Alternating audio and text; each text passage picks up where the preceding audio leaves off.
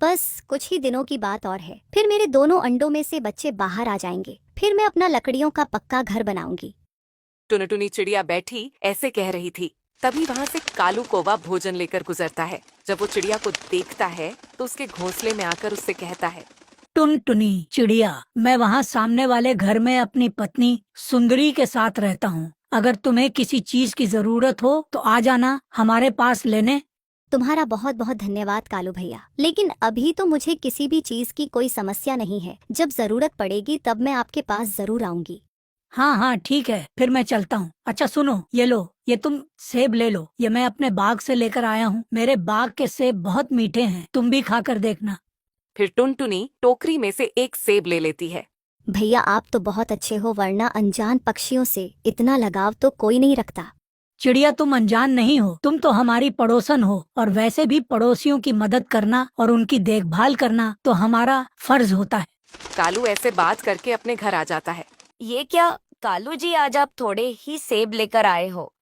टुनटुनी, फल तो मैं ज्यादा ही लेकर आया था, परंतु मैं थोड़े फल उस टुनटुनी चिड़िया को देकर आया हूँ। कालू जी, आपने कब से दूसरे पक्षियों की सेवा करने की जिम्मेदारी ले ली? चुपचाप जाकर उस चिड़िया से सेब वापस लेकर आओ, नहीं तो मेरा गुस्सा और ज्यादा बढ़ जाएगा। सुंदरी, मेरी पूरी बात तो सुन लो, तब बाद में इतना गुस्सा करना। हाँ हाँ, जल्दी कहो, आपके खाली दिमाग में क्या आइडिया है? अरे सुंदरी, वो चिड़िया इस जंगल में नई नई आई है और उसके घोंसले में 2 अंडे भी हैं। उसके अंडों से बच्चे भी बाहर आने वाले हैं। अगर हम उसके दोस्त बनकर रहेंगे तो हमें उसके बच्चे खाने के लिए मिलेंगे। क्या कालू जी, उसके अंडों से बच्चे बाहर आने वाले हैं? अरे फिर तो हमें उसके बच्चे खाकर बहुत मजा आएगा। हाँ, और सबसे बड़ी खुशी की बात तो यह है कि वो चिड़िया न छोटे से घोंसले में रहती है। उसका हमारी तरह लकड़ियों का मजबूत घर नहीं है। अरे वाह कालू जी, फिर तो उसके बच्चे को खाने में और भी आसानी होगी। वो दोनों पति पत्नी तो बहुत खुश होते हैं और सेब खाते हैं। वहीं दूसरी तरफ टुनटुनी चिड़िया कहती है। यह फल तो बहुत मीठा था। जब मेरे अंडों से मेरे बच्चे बाहर आ जाएंगे तब मैं उनके लिए भी ऐसे ही मीठा फल लाया करूंगी। कुछ दिन बीत जाते हैं। चिड़िया के अंडों से बच्चे बाहर आ जाते हैं। कौवा भी चिड़िया के बच्चों को देखने के लिए चिड़िया के घोंसले के आसपास ही चक्कर लगाता रहता। अरे वाह वाह, आज तो चिड़िया के घोंसले में बच्चे हैं, और वो भी 2-2 चिड़िया के घोंसले में जाकर देखता हूँ। वो कौवा तो बच्चे देखकर बहुत खुश होता है। फिर वो चिड़िया के घोंसले में आ जाता है। टुनटुनी बहन, तुम्हारे अंडों से कितने अच्छे बच्चे निकले हैं, एकदम नरम नरम और स्वादिष्ट। ये तुम क्या बोल रहे हो कालू भैया? मेरा मतलब है कि चिड़िया, तुम्हारे बच्चे बहुत अच्छे हैं। वो क्या है ना, मुझे बच्चे बहुत पसंद है। आज से मैं तुम्हारे बच्चों की सारी जिम्मेदारी लूंगा। मैं इनके साथ खेला करूंगा। ठीक है कालू भैया, अब मैं अपने बच्चों के लिए भोजन लेने जाती हूँ। चिड़िया, तुम बस अपने बच्चों की अच्छे से देखभाल करो और भोजन की चिंता मत करो। आज से मैं इनके लिए भोजन लेकर आया करूंगा। कालू वहाँ से चला जाता है। तूर डाल पर बैठा तोता ये सब कुछ देख रहा था। ये कालू तो कभी किसी की मदद नहीं करता, फिर ये चिड़िया की इतनी मदद क्यों कर रहा है? इसे भोजन क्यों दे रहा है? जरूर कुछ तो गड़बड़ है। मैं चिड़िया के पास जाकर पता करता हूँ। यह कहकर हरिया तोता चिड़िया के पास आता है और उससे कहता है। माफ करना चिड़िया बहन, मैं तुम्हारे घोंसले में चला आया। ये कौवा ना बिल्कुल अच्छा कौवा नहीं है। ये फ्री में कभी किसी की मदद नहीं करता। तोते भैया, तुम्हें शर्म नहीं आती किसी भले पक्षी के बारे में ऐसा बोल रही? चलो अभी के अभी जाओ मेरे पास से।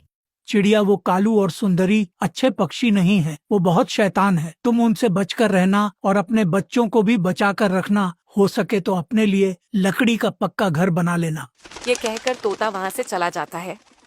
ये तोता जरूर इस भले कौवे से जलता होगा, इसलिए ये सब बोलकर चला गया। पर छोड़ो, मुझसे क्या, मुझे बहुत प्यास लगी है। मैं नदी से पानी पी आती हूँ, पर मेरे बच्चे तो घोंसले में अकेले रह जाएंगे। ऐसा करती हूँ, कालू भैया के घर जाकर उनसे बोल देती हूँ कि वो मेरे बच्चों पर नजर रखें। यह कहकर टुनटुनी चिड़िया कालू की घर की तरफ जाती है। वहीं दूसरी तरफ सुंदरी, कहाँ हो? जल्दी मेरे पास आओ। क्या हुआ कालू जी, क्या कोई नई खबर लेकर आए हो? हाँ सुंदरी, टुनटुनी चिड़िया के अंडों से 2 बच्चे बाहर आ गए हैं, पर अभी वो छोटे हैं। थोड़े बड़े हो जाने दो, फिर मजे से खाएंगे। ये तो बहुत अच्छी बात है कालू जी, कुछ ऐसा करो जिससे चिड़िया अपने बच्चों को हमारे घर में ले आए। बस इतनी सी बात, मैं कल जाकर चिड़िया का घोंसला तोड़ दूंगा। फिर टुनटुनी चिड़िया अपने बच्चों को हमारे घर में रखेगी और फिर हम उसके बच्चों को बड़े मजे से खाएंगे। टुनटुनी चिड़िया तो घर के बाहर बैठी उनकी सारी बातें सुन लेती है। अच्छा तो अब मैं समझ ही, इसलिए मेरे घोंसले में आता था और इसीलिए मेरे बच्चों को भोजन देता था कि एक दिन उन्हें खा जाएगा। इसका मतलब वो तोता मुझसे बिल्कुल सही कह रहा था। ये तो मेरे बच्चों को खाना चाहते हैं, लेकिन मैं ऐसा नहीं होने दूंगी। मैं आज ही अपने बच्चों को लेकर इस जंगल को छोड़कर यहाँ से चली जाऊंगी। यह कहकर टुनटुनी चिड़िया तो अपने बच्चों को लेकर उस जंगल को छोड़कर जाने लगती है। तभी रास्ते में तोता उसे रोक लेता है। टुनटुनी चिड़िया, तुम अपने इन छोटे छोटे दोनों बच्चों को लेकर कहाँ जा रही हो?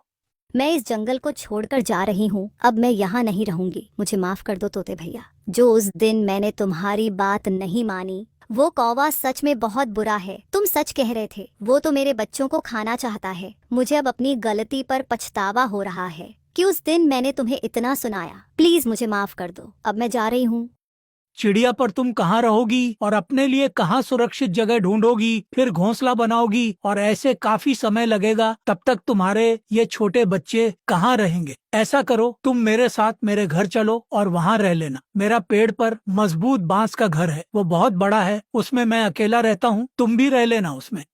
ठीक है तोते भैया, जब इतना आप कह रहे हो तो चलो मैं चलती हूँ आपके घर पर। हरिया तोता फिर टुनटुनी चिड़िया और उसके बच्चों को अपने घर ले जाता है। फिर टुनटुनी चिड़िया वहाँ उस तोते के पेड़ पर बने बांस के घर में अपने बच्चों के साथ खुशी से रहती है और अपनी जिंदगी बिताती है।